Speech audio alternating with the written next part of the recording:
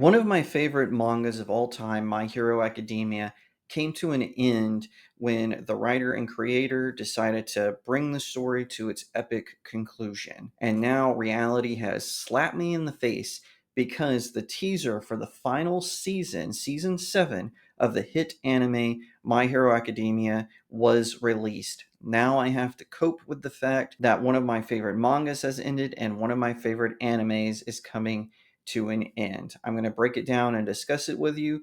So sit back, relax, and welcome to Studio Jake.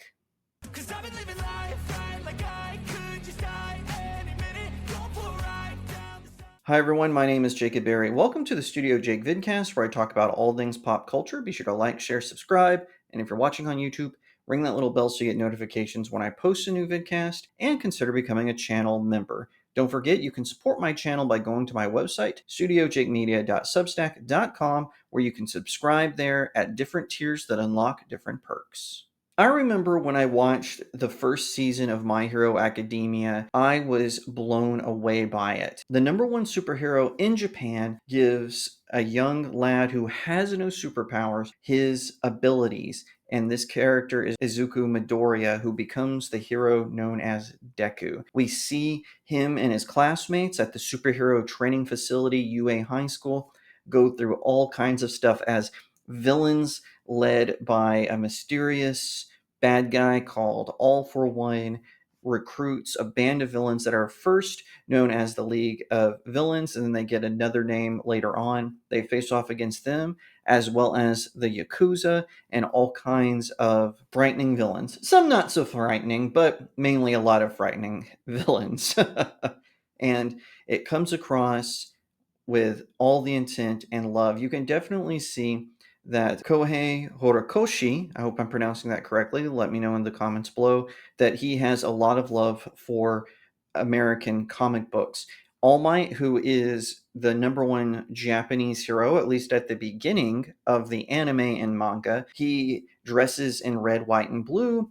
You find out that in his early days, what they call his Silver Age, that he trained in the United States of America, and one of his best friends is an American scientist, and he names his moves after American cities. For instance, the Detroit Smash, the Texas Twister, all of these really cool moves that he does are named after America. And you even find out that while he was training in America, he saved a little girl who would become the top American superhero called Stars and Stripes. She models her look after All Might, and she ends up going to battle with one of Japan's worst villains, that being Decay. And it all led up to a final battle between Deku, the apprentice of the number one hero All Might, against Decay Shigaraki, who is the apprentice of All for One, All Might's number one nemesis. And the two have clashed, and that brings us into the final arc of the series. And like I said, yes, the manga did come to an end in 2024. I was really bummed about that. I did a video about it, I think a shorter one, but I did do a video about it. I was already bummed because the prequel series, My Hero Academia Vigilantes, it had also come to an end, as well as my other favorite spin-off manga, Team Up Missions, has come to an end. It was even shorter than Vigilantes, but I still enjoyed it. I thought it was really good. I thought it was solid and had a lot of things going for it. Now, there is another spinoff of it called School Days, but it just mainly is a school drama set in their superhero high school. So that one I don't read, but I do enjoy Vigilantes, Team Up Missions, the Ultra Analysis, and the manga, the original manga, which I am working to get the complete collection for. Okay, everyone, I just wanted to show that I was not lying in my video. I am a huge My Hero Academia fan. As you can see, I've got the Ultra Analysis book. I've got volumes 1 through 28 of the main manga, and I plan on getting the rest very soon.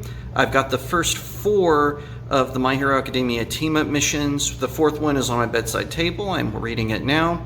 And then I have the My Hero Academia Vigilantes prequel series. As well, I've got that whole collection. My next phase after I get the entire manga is to start collecting the show on DVD. So yeah, you can definitely see I'm a huge fan of the show. I have Ida up there because he and I share a birthday. So yeah, I am a huge fan of the series, and I was really bummed when I saw that this week they released the trailer for the final season. It is more like a teaser, but it shows some of what we have seen before with Deku fighting Decay. They're going at it. Deku has made contact with other people who has had the One for All power. So basically what One for All did is if you already had superpowers, it enhanced those abilities. But if you didn't have a power like All Might and Deku, then it gave you all the powers of the past heroes, and they're all connected through the power. So Deku is able to talk to them and they coach him through learning all of these new abilities. You also find out that Shigaraki, aka Decay, he is the grandson of the hero that trained All Might, and she was the previous holder of One for All, the power. So he really hates Deku and he really hates All Might because he sees it as his grandmother chose the hero life over him, and that's how he got involved in All for One, who is a dastardly fellow to say the least.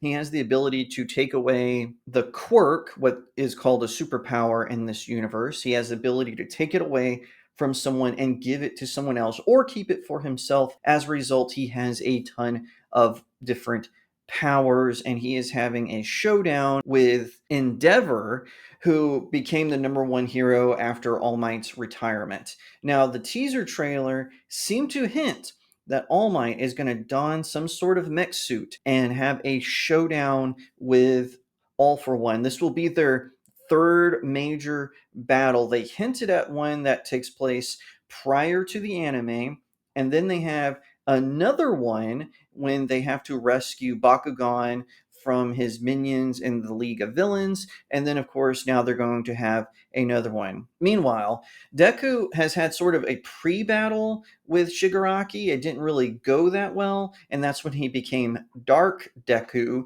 So he became more of a vigilante. Now, in this universe, it's illegal to be a vigilante. Deku still had his hero license, but he operated apart from any sort of organization or from UA. And basically, his classmates had to come together and give him a feel good speech so he would come back into the fold. And in the teaser trailer, we see his showdown with Shigaraki as they battle it out over who is the appropriate person to carry on the legacy of One for All. As you can tell, I'm very excited. It's bittersweet because this series has been one of my favorite animes of all time. It's one of the best superhero animes to come out, and I applaud Kohei for his hard work, for the work he has done in this show. Now, I see these edgelords and even some people who I like who complain that Deku cries a lot. Only if you binge it. If you watch it week to week, Deku doesn't cry as much. You see him because he cries, he has no powers, and basically at first All Might rejects him, but then All Might sees his heart when he rushes in to save Bakugan, who's his bully, by the way, but the two become friends over the course of the show. He runs in to save him, and that's when All Might realizes he has the heart of the hero, and so he passes on One for All to Deku. And yes, he does cry at points during the show, but for someone to say he cries a lot, I wouldn't say that, especially after he gets his first hero injury. You definitely see him mature. And yeah, he does get teary after that, but he doesn't cry as much. And also, a lot of people forget these are children. If you get accepted into UA high school, you're basically being trained to take on deadly villains in this world. You have to have that kind of training, and there will be emotions tied to that. But I don't think Deku cries too much or even a lot. I would say he cries enough for being chosen by his favorite superhero to become his replacement. And I do know that a lot of people weren't happy with how the manga ended. I haven't gotten to that point, although sadly I have seen a few spoilers because people online are vicious. but I'm going to decide for myself by watching the anime and reading the manga how I feel about it. If you would like me to do a deep dive into the themes of My Hero Academia and talk about the series, why I like it so much, let me know in the comments section below. But as for my reaction to the trailer, you can tell I'm feeling really bittersweet about it. I do hope that it comes to an epic conclusion, that we like the finale, and that we can have a good time celebrating this amazing Shonen Jump manga that really brought everyone together. It is true that anime like Dragon Ball Z, One Piece, Sailor Moon brought in sort of the mainstream attention to anime, but then follow-up animes like My Hero Academia were responsible for pushing it even more so into the mainstream. Like I said, once I have collected all the mangas, I'm going to move over to the DVDs. I have a couple of collectibles that people have given me. I did buy the Ida myself because, like I said in that little short video, he and I share a birthday, August 22nd. So I was really happy that he was available.